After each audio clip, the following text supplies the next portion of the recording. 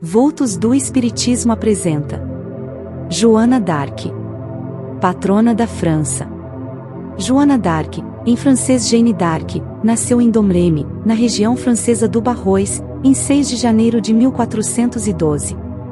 Filha de camponeses, desde pequena distinguiu-se por sua índole piedosa e devota. Aos 13 anos, declarou que podia ouvir a voz de Deus, que a exortava a ser boa e a cumprir os deveres cristãos. A mesma voz ordenou-lhe depois que libertasse a cidade de Orléans do jugo inglês. Afirmou ainda ter visto o arcanjo São Miguel, além de Santa Catarina e Santa Margarida, cujas vozes ouvia. Quando as lutas entre franceses e ingleses se aproximaram do Barrois, Joana d'Arc não retardou por mais tempo o cumprimento das ordens sobrenaturais.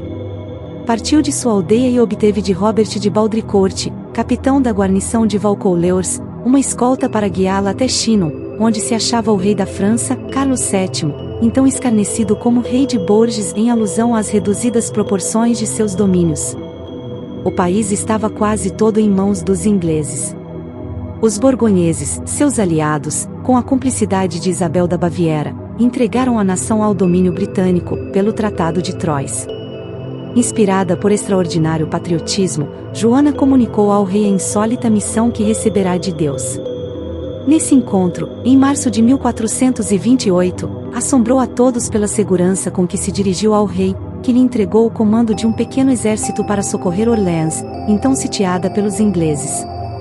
No caminho, a atitude heróica da humilde camponesa atraiu adesões para as tropas que comandava. Chegando a Orléans, Joana intimou o inimigo a render-se. O entusiasmo dos combatentes franceses, fortalecido pela estranha figura da aldeã soldado, fez com que os ingleses levantassem o sítio da cidade. O feito glorioso de Joana d'Arc, pelo qual foi cognominada a Virgem de Orléans, aumentou seu prestígio, mesmo entre os soldados inimigos, e alimentou a crença em seu poder sobrenatural. A coragem da heroína realizou efetivamente o milagre de erguer o espírito abatido da França. Um sopro cívico perpassou pela nação.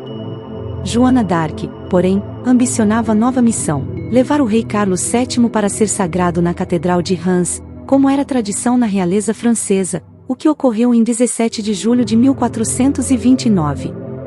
Na tentativa que se seguiu da retomada de Paris, a heroína foi ferida, o que contribuiu para aumentar o patriotismo de seus conterrâneos. No ataque que empreendeu a Compiègne, em maio de 1430, Joana foi aprisionada pelos borgonheses. Em lugar de executá-la sumariamente, como poderiam ter feito, preferiram planejar uma forma de privá-la da auréola de santa por meio da condenação por um tribunal espiritual. No jogo de interesses políticos que envolveu sua figura de heroína, Joana d'Arc não encontrou apoio por parte do rei. Em junho, o bispo Pierre Cauchon surgiu no acampamento de João de Luxemburgo, onde se encontrava prisioneira, e conseguiu que ela fosse vendida aos ingleses. Ambicioso, desejando obter o bispado de Rouen, então vago, Cauchon faria tudo para agradar aos donos do poder. Sem direito a defensor, confinada numa prisão laica e guardada por carcereiros ingleses, Joana d'Arc foi submetida por Cauchon a um processo por heresia, mas enfrentou os juízes com grande serenidade, como revela o texto do processo.